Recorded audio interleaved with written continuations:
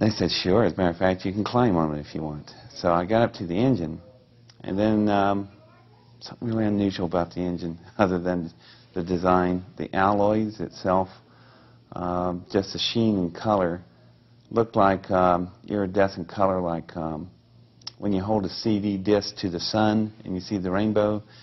Imagine those kind of colors covering this entire engine and glowing like that. It's really pretty. The color of the engine was unlike any metal or alloy I was ever familiar with. And when I walked to the engine, there was a shadow on the engine. Now, I just told you that rooms were built where you couldn't have shadows. When I stuck my arm out to it, there was a shadow on the engine, but right on the table there was no shadow. So it's not a light casting the shadow on the engine. The engine is picking up radiation off my body. So I back away from it, the shadow dissipates. When I walk back up, it's back on. And so when I put my hands on the engine to pull myself up on it, that's where it's interesting, because the alloys in some places were so thin, it was translucent. You could see through it like a sheet of amber. So when I laid my hands on it, this really interesting swirl pattern would come off wherever my skin was touching, and they would swirl out through the metal, going out through to the alloys. And I didn't know of any metal that could do that. So I thought, wow, this thing's heat sensitive. It's picking up my body heat waves like that. So when I crawled, and they were really neat-looking, smooth type wave flows coming off my hands. So I pulled myself on up on the engine and started walking over it, and it was huge. It was radically different than mine because it was just so much of a different design.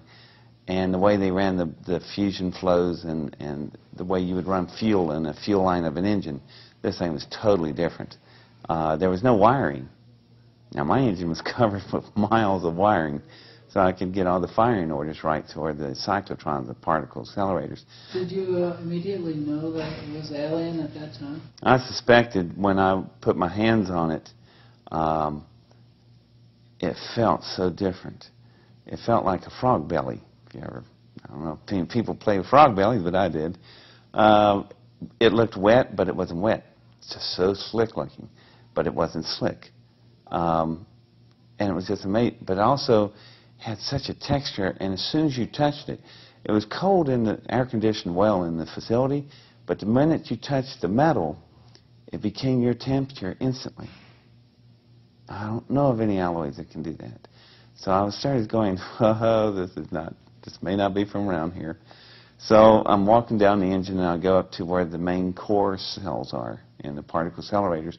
There's a hole blown out there, and I step down into it just to get a better look. Now, at this point of view, I'm down in a hole in the engine, and the walls are real smooth. They're so smooth, the blast, these temperatures like that engine of mine, they run at 100 million degrees centigrade. You work with plasma physics. So when the field dropped down, this engine's metals were exposed to that kind of temperature, vaporized. But as soon as it vaporized at that particular point, fail-safe, it shut the engine off. All this probably occurred in a nanosecond, a billionth of a second. So the blast only irradiated out to about 4 feet in diameter and stopped. What was interesting is the way the engine's metal was. Whenever there's torn places, you could rub your hands over the torn areas that are jagged, but they wouldn't cut you because they're so smooth. It's more like flesh being torn rather than metal. Well, when I come up, stood back up on top of the engine, I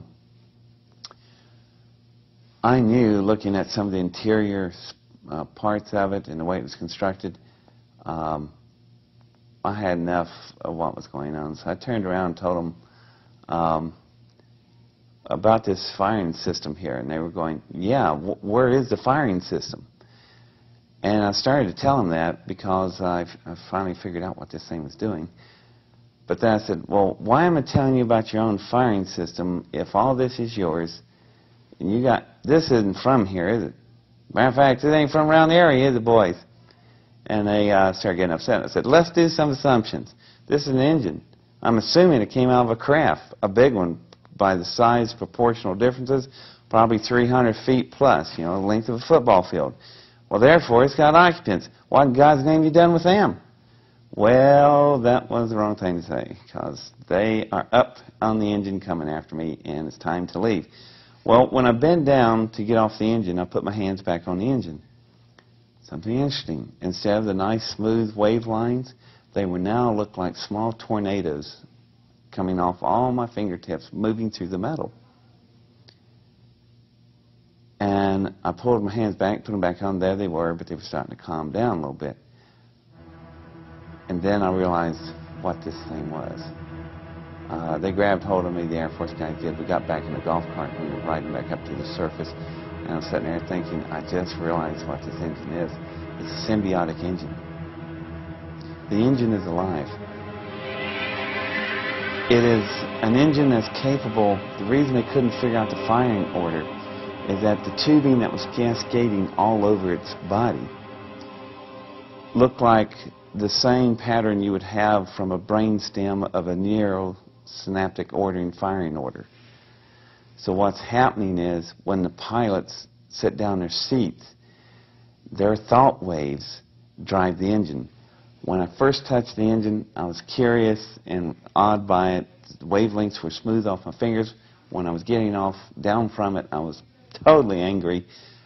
The engine was not picking up radiation heat waves. It was picking up mental thought energy. That engine is capable of a symbiotic relationship with the pilots. Did you tell them that? I didn't tell them squat. That's why they couldn't figure out the firing order. They said there was no wiring or circuitry. No, the pilots' brains are the wiring and the circuitry. The engine needs them in order to do all of its functions. In return, the pilots know exactly what the engine feels and how the spacecraft feels. The entire craft is probably symbiotic.